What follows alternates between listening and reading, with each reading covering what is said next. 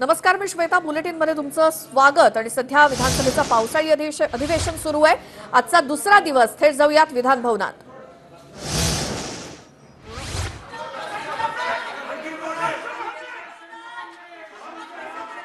बोला.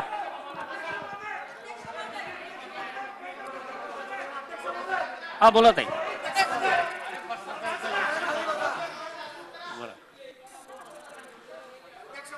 हा सुरू करा ना. ताईंना बोलायला दिलं होतं, थांबल्या त्या. हा, पुरवणी मागण्या.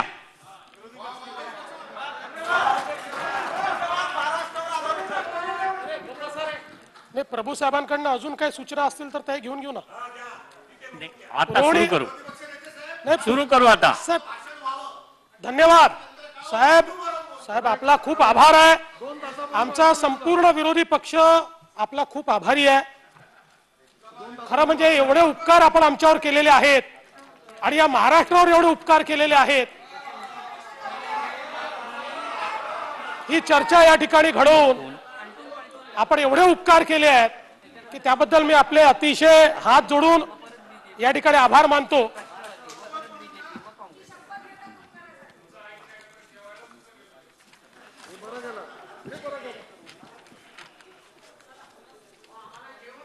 खरं म्हणजे अध्यक्ष महोदय, माझी विनंती असणार आहे, या सभागृहामध्ये सगळ्यात महत्त्वाचं काम हे मागण्या आहेत. आपण बजेट मागण्या, पुरवणी मागण्या हे सभागृहाचं सगळ्यात महत्त्वाचं काम मागतो. काल माननीय शिंदे साहेब असतील, माननीय जयंत पाटील साहेब असतील, माननीय परब साहेब असतील, आपल्या दालनात आम्हाला बोलवलं आणि आम्हाला सांगितलं की आपल्याला लवकर सभागृह संपवलं पाहिजे, सदस्यांना जरा जायचं आहे. आमचा आग्रह होता की गिलोटीन 5:30 वाजता तुम्ही ठेवा, पण आपण सगळ्यांनी आग्रह केला की नाही, गिलोटीन 3 वाजता असलं पाहिजे. लिमिटेड लोकांनी बोललं पाहिजे, जास्त त्याच्यावर चर्चा आपण करू नये.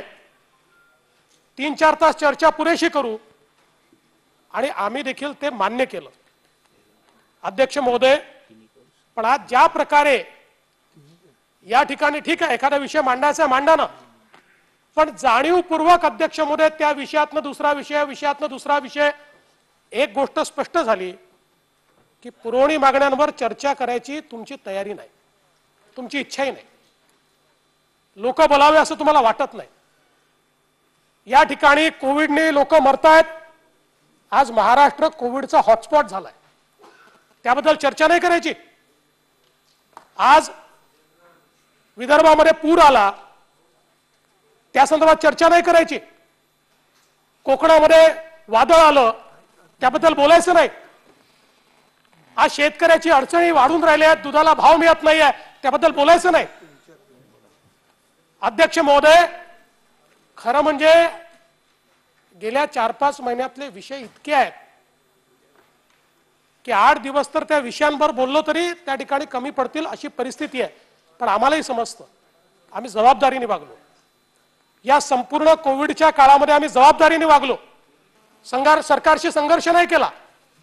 हा जरूर आम्ही सरकारला काही त्या ठिकाणी आवश्यक गोष्टी सांगितल्या असतील, वेगवेगळे पत्र मी स्वतः दिले असतील, स्वतः बोललो असेल, ही वेगळी गोष्ट आहे की माझ्या एकही पत्राचं उत्तर आजपर्यंत मला मिळालं नाही. पण तरी मी समजतो की माझे पत्र माननीय मुख्यमंत्र्यांनी वाचले असतील आणि त्याच्यावर काही ना काही त्यांनी निर्णय केला असेल. पण अध्यक्ष महोदय, खरं सांगायचं झालं तर आजच्या एकूण ज्या प्रकारे कामकाज आपण चालवतोय त्यानुसार या कोरोनावर आपण गंभीर नाही आहोत असाच याचा अर्थ निघतो. खरं म्हणजे अध्यक्ष महोदय, कोरोना असेल, शेतकरी असेल, यांच्या समस्यांच्या संदर्भात या सभागृहातल्या इतक्या लोकांना बोलायचं आहे. त्यांची मनं मारून, त्यांच्या समस्या त्या ठिकाणी ठेवून प्रामुख्याने काही विषय आले पाहिजे याकरता नियोजन केलं होतं. म्हणून माझी पहिली मागणी असणार आहे, आता आपण नियम सोडून अनेक गोष्टी या ठिकाणी करतो. अध्यक्षांनी रुलिंग दिल्यानंतर आपण भुजबळ साहेबांना बोलू दिलं, त्यानंतर पुन्हा कोरोना आपल्या याची पुरवणी मागण्याची चर्चा सुरू झाल्यानंतर अबू आझमी साहेबांना बोलू दिलं.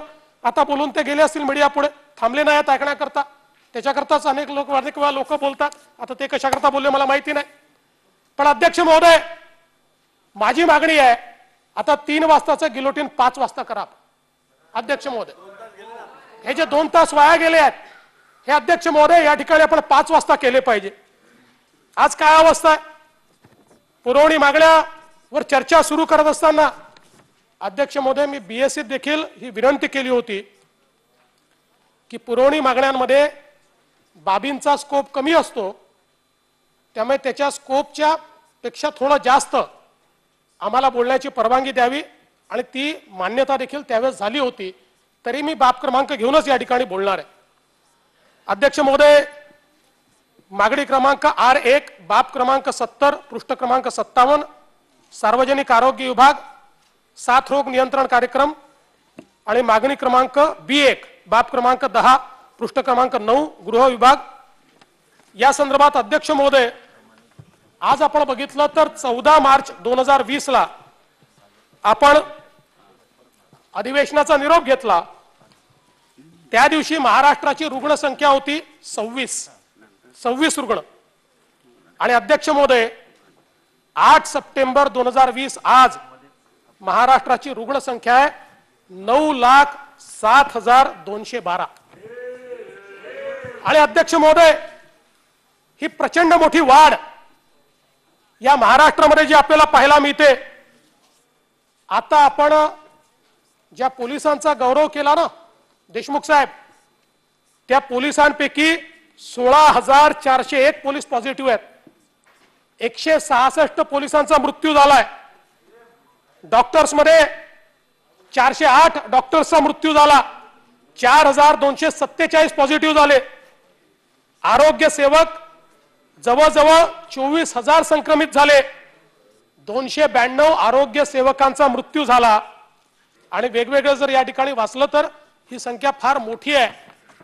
आणि ICMR सांगितलं, आरोग्य कर्मचारी इन्फेक्ट होण्यामध्ये सर्वात जास्त महाराष्ट्र आहे. महाराष्ट्रामध्ये आपल्या आरोग्य कर्मचाऱ्यांची देखील आज या ठिकाणी आपण काळजी वाहू शकत नाही, तर सामान्य जनतेची काय अवस्था असेल हे न सांगितलेलं बरं. अशा प्रकारची अवस्था आज आपल्याला पाहायला मिळते. आपण बघा, एकीकडे ऍब्सोल्यूट नंबर्स मध्ये तर आम्ही पहिल्या क्रमांकावर आहोत, परंतु मृत्यूची काय स्थिती आहे अध्यक्ष महोदय? मृत्यूचं थैमान या महाराष्ट्रामध्ये गेले काही दिवस आम्ही बघतो, अक्षरशः थैमान आहे. अध्यक्ष महोदय, देशाच्या लोकसंख्येच्या 9% लोकसंख्या महाराष्ट्राची आहे, पण कोविडचे जे मृत्यू झाले, एकूण मृत्यूच्या 38% मृत्यू या महाराष्ट्रामध्ये झाली आहे. ही महाराष्ट्राची परिस्थिती आहे.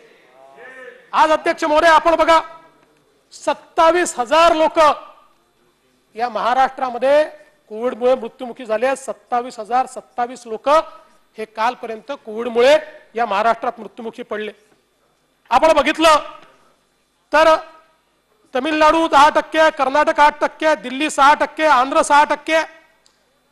अध्यक्ष महोदय, या 5 राज्यांमध्ये मिळून 70% मृत्यू आहे, पण या 70% मध्येही 50% मृत्यू अध्यक्ष महोदय या एकट्या महाराष्ट्रातले. ही अवस्था या ठिकाणी आपल्याला पाहायला मिळते. आणि म्हणून अध्यक्ष महोदय, संक्रमण काय आहे याची देखील कुठेतरी आपण अवस्था बघितली पाहिजे. आज अध्यक्ष महोदय, जुलैच्या तुलनेमध्ये नवीन हॉटस्पॉट चालू झाले आहेत. पहिल्यांदा मुंबई होतं, पुणे झालं. आज महाराष्ट्रातला कुठलाही जिल्हा वाचलेला नाही, कुठलंही शहर वाचलेलं नाही. जवळजवळ सर्व गावांपर्यंत हा कोरोना पोहोचतोय. मृत्यू संख्येचा आपण विचार केला जुलैच्या तुलनेत ऑगस्टमध्ये, तर अध्यक्ष महोदय, नागपूरमध्ये 530%, कोल्हापूरमध्ये 402%, सांगलीमध्ये 543%, बीडमध्ये 603%, उस्मानाबादमध्ये 647%. इतकी प्रचंड वाढ आपल्याला या ठिकाणी पाहायला मिळते. एक फार भयावह अशा प्रकारची परिस्थिती या ठिकाणी तयार झाली आहे. महाराष्ट्र हा नेहमीच भारतात अनेक गोष्टीत नंबर 1 आहे, पण तो कोरोनातही नंबर 1 व्हावा अशी आमची अपेक्षा नव्हती. आणि अध्यक्ष महोदय, नंबर 1 म्हणजे आमची कोणाशी कॉम्पिटिशनच नाही, अशा प्रकारे नंबर 1 चाललो आता आम्ही. अध्यक्ष महोदय, आपण जर बघितलं भारतातले जे टॉप 10 कोरोनाची शहरं आहेत त्या 10 शहरांमध्ये 4 शहरं महाराष्ट्रातली आहेत. पुणे, दिल्ली, मुंबई, चेन्नई, ठाणे, बेंगलुरू, गोदावरी ईस्ट, कुर्नूल, अनंतपूर आणि नाशिक.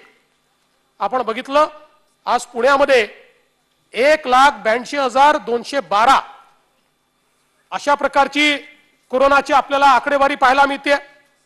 मुंबईमध्ये 1,48,000 आहे, ठाण्यामध्ये 1,35,000 आहे, नाशिकमध्ये 41,000 आहे. अध्यक्ष महोदय, इतक्या मोठ्या प्रमाणात या ठिकाणी संक्रमण वाढत आहे. आणि हे संक्रमण वाढत असताना मी मृत्यूचा त्या ठिकाणी उल्लेख केला. खरं म्हणजे आपण जर मुंबईची परिस्थिती बघितली, मुंबईमध्ये आपण मृत्यू 7,000च्या जवळपास म्हणतो, पण ही परिस्थिती खरी नाही, वस्तुस्थिती नाही आहे. 2020 साली अध्यक्ष महोदय मुंबईमध्ये 1 मार्च ते 31 जुलै या कालावधीमध्ये 49,040 मृत्यू झाले आहेत. मागच्या वर्षी याच कालावधीमध्ये 35,982 मृत्यू झाले होते. म्हणजे सेम कालावधीमध्ये 13,058 मृत्यू अध्यक्ष महोदय या ठिकाणी झाले आहेत. आणि त्याच वेळी रेल्वेने होणारे अपघात आणि रोडवर होणारे अपघात लॉकडाऊनमुळे बंद असल्यामुळे त्याची संख्या 1,000ने कमी झाली आहे. म्हणजे आम्ही संख्या काही दाखवत असू, पण मुंबईमध्ये जवळजवळ 15,000 या ठिकाणी लोकांचा मृत्यू या कोरोनाच्या संकट काळामध्ये झालाय. कोरोनाने आपण 7,500 दाखवतोय, पण 7,500 अजून अशी आहेत की जे ऍव्हरेजच्या वर आहेत, की ज्यांचा मृत्यू झालेला आहे. आणि हा मृत्यू देखील कोरोनानेच झाला आहे, त्याची नोंद झालेली नाही. अशा प्रकारची अवस्था या ठिकाणी आपल्याला पाहायला मिळते.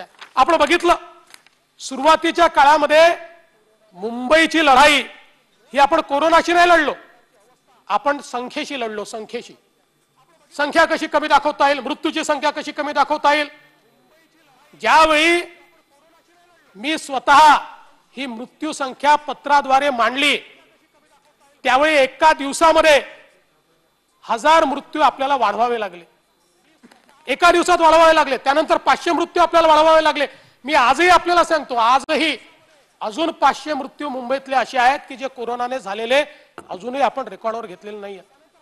आपण मृत्यू लपवून, आपण संख्या लपवून कोरोनाचा मुकाबला करू शकणार नाही, ती शक्य नाही आहे. जोपर्यंत प्रॉब्लेम काय आहे हे आपण जोपर्यंत समजून घेणार नाही, तोपर्यंत आपण कधी कोरोनाचा योग्य प्रकारे मुकाबला करू शकणार नाही. आज आपण बघा ऍक्टिव्ह केसेसचा विचार केला, महाराष्ट्रामध्ये 2,36,000 ऍक्टिव्ह केसेस आहेत. आपल्यानंतर आंध्र प्रदेश आहे 99,000, कर्नाटक 99,000, उत्तर प्रदेश 61,000, तमिळनाडू 51,000 आणि बाकी सगळे राज्य मिळून 32,000च्या खाली आहेत. अध्यक्ष महोदय, आज ऍक्टिव्ह केसेस मध्ये सर्वात जास्त केसेस या महाराष्ट्रामध्ये आपल्याला या ठिकाणी पाहायला मिळतात. आणि एकूणच या ठिकाणी राजेश टोपे जी आहेत, चांगले मंत्री आहेत, मेहनत करतात. या संपूर्ण कोरोनाच्या काळामध्ये निश्चितपणे ते फिरले आहेत. पण अध्यक्ष महोदय, अवस्था काय, मी आज त्यांच्या निदर्शनास आणून दिलं. आपण या ठिकाणी घोषणा केली की जे कोरोनाचे पेशंट आहेत यांना महात्मा फुले जनारोग्य योजनेचा लाभ आम्ही देऊ. माहितीच्या अधिकारात माहिती काढली, माहितीच्या अधिकारात आतापर्यंत महात्मा फुले योजनेचा लाभ केवळ 9,000 पेशंटला मिळाला आहे. 9,000. आज 9 लाख पेशंट आहेत, त्यातले क्रिटिकल आपण समजलो 2 लाख. आणि त्यातला आपण असा विचार करू की लाखभर पेशंट हे सरकारी हॉस्पिटलमध्ये झाले. तरी देखील पहिल्यांदा तर आपली घोषणा आणि GR यातला महत्वाचा फरक असा आहे, आपण घोषणा करताना ज्याला हॉस्पिटलायझेशन लागेल त्या प्रत्येकाला आम्ही महात्मा फुले देऊ म्हणून सांगितलं. पण जे आपण नियम केले त्यात फक्त क्रिटिकल पेशंटला देऊ म्हणून सांगितलं. सेमी क्रिटिकलचं काय, ऑक्सिजन लागतो त्याला काय, ज्याला वेगवेगळ्या प्रकारे ऍडमिट करावं लागतं आणि वेगवेगळ्या प्रकारचे उपचार लागतात त्याला काय, त्याला काहीच नाही आहे. आपण विचारा, त्याला काहीच नाही आहे. त्यामुळे महात्मा फुले जनआरोग्य योजनेच्या माध्यमातून आम्ही पेशंटला मदत करू. ही जी काही आपण टोपे साहेब आणि आपण सांगितलं होतं 1,23,000 दिलं, कुठे आम्हाला माहित नाही, कारण आमची माहितीच्या अधिकारात घेतलेली माहिती आणि त्यात 9,000 पेशंटला केवळ या ठिकाणी याचा लाभ मिळालेला आहे. आणि सर्रास कंपनीची माणसं त्याच्यामध्ये प्री रजिस्ट्रेशन करत नाहीत. अध्यक्ष महोदय, कोरोनाच्या काळामध्ये इतकी क्लिष्ट अशा प्रकारची व्यवस्था आपण उभी केली आहे की पेशंट मेलेला बरा, एवढ्या फॉर्मॅलिटीज त्याला या महात्मा फुले जनआरोग्य योजनेमध्ये करावे लागतात. नॉर्मल कोर्समध्ये ठीक आहे, पण पॅन्डेमिकचा काळ आहे ना, पॅन्डेमिकच्या काळामध्ये या सगळ्या व्यवस्था बदलल्या पाहिजेत. पॅन्डेमिकच्या काळामध्ये या सगळ्या व्यवस्था सुलभ केल्या पाहिजेत, एका क्लिकवर केल्या पाहिजेत. ही अवस्था कुठेही दिसत नाही.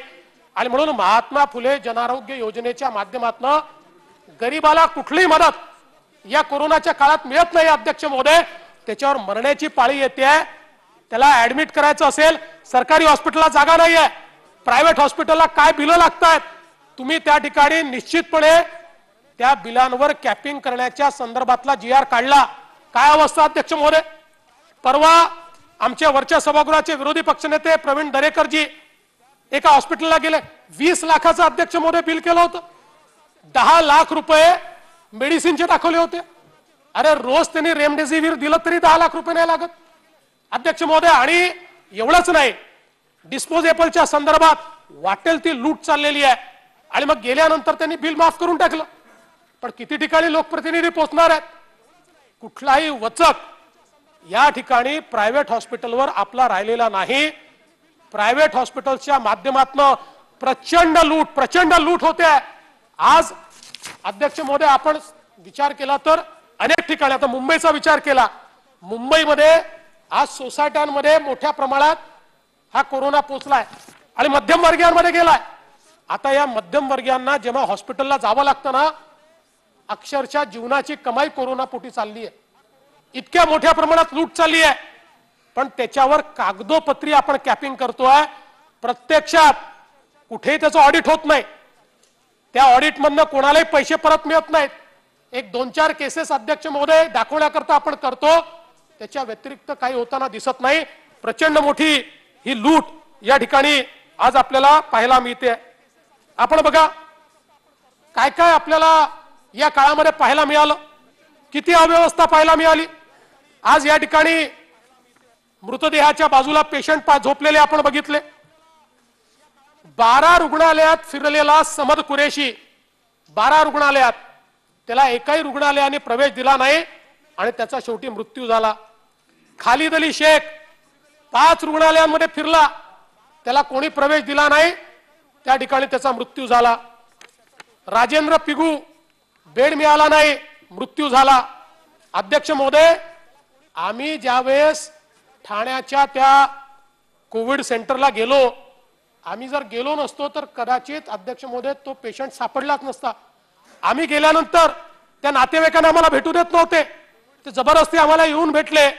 ते म्हणाले 3 दिवस झाले आम्ही आमचा पेशंट शोधतोय, आम्हाला हे सांगतच नाही आमचा पेशंट कुठे आहे. त्यानंतर मी त्या ठिकाणी डीसीपींना विनंती केली, सगळ्यांना सांगितलं बाबा काहीतरी करा, हे शोधतायत यांचा पेशंट, तो अपंग पेशंट आहे. अपंग पेशंट असल्यामुळे तो जाऊ शकत नाही इथनं. काय झालं, त्याचा 3 दिवसापूर्वी मृत्यू झाला. तो बंद करून त्याचे शव दुसऱ्याला देऊन टाकलं. त्यांनी त्याचं क्रिमेशनही करून टाकलं, अंत्यविधी करून टाकला, कारण त्यांना सांगितलं उघडून पाहायचं नाही, हा कोविडचा पेशंट आहे, कोविडच्या पेशंटचं हे सगळं तुम्हाला तसंच अंत्यसंस्कार करावा लागेल.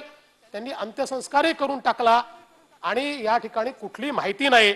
अशा प्रकारची अवस्था ही आपल्याला या ठिकाणी पाहायला मिळते. आज अध्यक्ष महोदय, जळगाव सारख्या ठिकाणी 8 दिवस टॉयलेटमध्ये पेशंट होता. 8 दिवस टॉयलेटमध्ये पेशंट मरून पडलेला आहे आणि कोणाला माहितीच नाहीये. काय चाललंय अध्यक्ष महोदय समजत नाही. कुठली ही अवस्था आहे या ठिकाणी. इतक्या भयानक पद्धतीनं या कोरोनाच्या संदर्भातली जे काही आपण करतो ते कुठेतरी आपल्याला जमिनीवरही दिसलं पाहिजे. आम्हाला काही टीका करायची नाहीये, टीका करून आनंदही नाहीये. आम्हाला हे समजतं की पॅन्डेमिक मध्ये आपल्याला एकत्रित काम केलं पाहिजे, पण कुठेतरी ज्यावेळेस शासनाचे निर्णय जमिनीवर दिसत नाहीत, ज्यावेळी केवळ ते कागदावर दिसतात, जमिनीवरची हकीकत वेगळी दिसते, त्यावेळी मात्र ही परिस्थिती मांडल्याशिवाय या ठिकाणी पर्याय नाहीये. कितीतरी मृतदेह दुसऱ्यांना देऊन टाकले. आज आपण हॉस्पिटल बेड मॅनेजमेंटच्या गोष्टी करतो. कुठलं बेड मॅनेजमेंट आहे? कुठे पुण्यात कुणाला बेड मिळत आहे, कुणाला नागपूरमध्ये बेड मिळत आहे? मुंबईतली परिस्थिती काय आहे? अध्यक्ष महोदय, पैसे असेल तर मिळत आहे. जो 10 लाखाचं बिल देऊ शकतो त्याला कुठेही बेड मिळत आहे, पण ज्याच्या खिशात पैसे नाही त्याला कुठलंही बेड नाही. त्यांनी मरायचं, त्याला मरण्याकरता आपण सोडून दिलेलं आहे. हे जे आपण सांगतो आम्ही बेड मॅनेजमेंट करता कुठल्या त्या ह्याच तयार केल्या आणि ऑनलाईन तयार केलं, ते ऑनलाईन आणि ऑफलाईन. अध्यक्ष महोदय, चांगला ऑनलाईन सिस्टीम, आमची देखील मागणी होती ऑनलाईन सिस्टीम झाली पाहिजे. प्रत्यक्षात काय आहे, खरी माहिती मिळते का? ते तिकडनं कळवतात बेड नाही आहे. बेड अध्यक्ष महोदय पेईंग पेशंट करता रिझर्व ठेवलं जातं. हा जो नॉन पेईंग गरीब पेशंट आहे हा ज्यावेळेस जातो त्याला दिलं जात नाही. त्यावेळेस मात्र तुमच्या त्या डॅशबोर्डवर बेड फुल दिसतं आणि मागच्या दाराने गेलं की मात्र त्याला पूर्णपणे त्या ठिकाणी बेड दिसतं. अशा प्रकारची अवस्था आहे.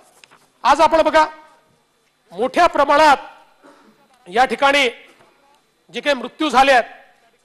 आज आपण जर शताब्दी रुग्णालयाचा विषय या ठिकाणी बघितला, 108 आयसीयू बेड आहेत, 15 वापरता येतील एवढा स्टाफ आहे. आता महापालिका आयुक्त सांगतात 7000 बेड रिकामे आहेत. अध्यक्ष महोदय, हीच परिस्थिती नागपूरला सांगितली जाते, हीच परिस्थिती पुण्याला सांगितली जाते, पण आहेत कुठे मग हे बेड? हे जर रिकामे आहेत तर मिळत का नाही? गरीब पेशंटला मरावं का लागतं? त्यांनी जायचं कोणाकडे? तुम्ही काय व्यवस्था उभी केली आहे? काही व्यवस्था नाही अध्यक्ष महोदय. त्यांनी मरण्याशिवाय पर्याय या ठिकाणी उरलेला नाही. आणि म्हणून अध्यक्ष महोदय कुठेतरी याच्याकडे गांभीर्याने बघितलं पाहिजे. केरळमधनं डॉक्टर आणि नर्सेस मागवले, आवश्यकही आहे. आज आपण फॅसिलिटी इतकी वाढवतो तर पेशंट डॉक्टर रेशिओ काही मेंटेन होऊ शकत नाही. बाहेरून देखील डॉक्टर मागवावे लागतात, पण तुम्ही बाहेरून मागवलेल्या डॉक्टर्सला वेतन देत नाही. वेतन दिलं नाही म्हणून हे केरळचे डॉक्टर आणि नर्सेस हे परत निघाले. ही काय अवस्था अध्यक्ष महोदय? आज कशा कशावर आपण पैसे खर्च करतो, इतक्या गोष्टींवर सगळा पैसा खर्च होतोय. आता त्या सगळ्या गोष्टी मी वाचून दाखवल्या तर मला असं वाटतं की ते देखील इथे योग्य ठरणार नाही, कारण मला आरोप प्रत्यारोपात मध्ये पडायची इच्छा नाही. पण इतक्या वेगवेगळ्या अनावश्यक गोष्टींवर अध्यक्ष महोदय पैसा खर्च करतोय आणि डॉक्टर आणि नर्सेस केरळवरनं आणता आणि त्यांचे तुम्हाला त्या ठिकाणी पगार द्यायला पैसे नाहीत आणि पगार नाही म्हणून ते परत जात आहेत. अध्यक्ष महोदय, खरं म्हणजे इतक्या वेगवेगळ्या प्रकारची लपवाछपवी चालली आहे. मृत्यू प्रमाणपत्रावर कोविडचा उल्लेख करायचा नाही. अरे का करायचा नाही? नियमाने करावा लागतो, नाही करायचा. वेगवेगळ्या प्रकारे हे जे लपवण्याचे धंदे चाललेले आहेत अध्यक्ष महोदय, कोणाच्या कामी येणार आहे? शेवटी म्हणूनच आपण 7000 मृत्यू दाखवत असताना एकट्या मुंबईमध्ये 15000 मृत्यू झाले आहेत. मालेगावमध्ये किती मृत्यू झाले सांगा, तुमच्या रेकॉर्डवर किती आहेत? मालेगावमध्ये मागच्या वर्षीच्या ऍव्हरेजच्या तुलनेमध्ये या वर्षी झालेले मृत्यू आणि तुमच्या रेकॉर्डवरचे कोविड मृत्यू दाखवा. तिपटीचा फरक आहे, तिपटीचा. अध्यक्ष महोदय, याचा अर्थ काय आहे? एकतर त्यांना उपचाराविना मरावं लागलेलं आहे किंवा जाणीवपूर्वक ही संख्या लपवण्याकरता आणि मृत्यू कमी दाखवण्याकरता अध्यक्ष महोदय त्या ठिकाणी आपण ही सगळी कारवाई केली आहे. आणि एक गोष्ट या ठिकाणी लक्षात घेतली पाहिजे, संख्या कमी करण्याकरता आमचे प्रयत्न काय आहेत? आमचा सगळ्यात मोठा प्रयत्न संख्या कमी दिसली पाहिजे म्हणून टेस्टच कमी करणे. टेस्टच आम्ही करत नाही, टेस्टच आम्ही कमी करतो. कमी टेस्ट करून या ठिकाणी संख्या कमी दाखवण्याचा जो प्रयत्न आमचा आहे तो अध्यक्ष महोदय अत्यंत घातक आहे असं माझं मत आहे. आपण बघा चाचण्यांच्या संदर्भात जर आपण बघितलं, जुलैमध्ये आपण बघितलं तर मुंबईमध्ये प्रतिदिन चाचण्या किती आहेत जुलैमध्ये? त्यात 6574. ऑगस्टमध्ये किती झाल्या त्या? आयसीएमआरने सांगितलं दुप्पट करा, दुप्पट. आपण ऑगस्टमध्ये किती केल्या? 7709. महाराष्ट्रामध्ये अध्यक्ष महोदय 42% आपण वाढवल्या. महाराष्ट्रात 37528 होत होत्या, त्या ऑगस्टमध्ये 64801 केल्या, पण मुंबईमध्ये मात्र 14% आम्ही केवळ वाढवले. आणि बघा आपली पाठ थपटून घ्यायची. मुंबईत आता सगळं मॅनेज झालंय, मुंबईत सगळं नीट झालंय. आज मुंबईचा डेथ रेट बघा, आज मुंबईचा संक्रमणाचा रेट बघा. अध्यक्ष महोदय, संख्या महत्वाची नाहीये यात. तुम्ही ज्या ज्या क्षणी टेस्ट कमी करता त्या त्या क्षणी संक्रमणाचा रेट वाढतो. त्यामुळे टेस्टिंग कमी की जास्त यापेक्षा संक्रमणाचा रेट किती आहे हे महत्वाचं आहे.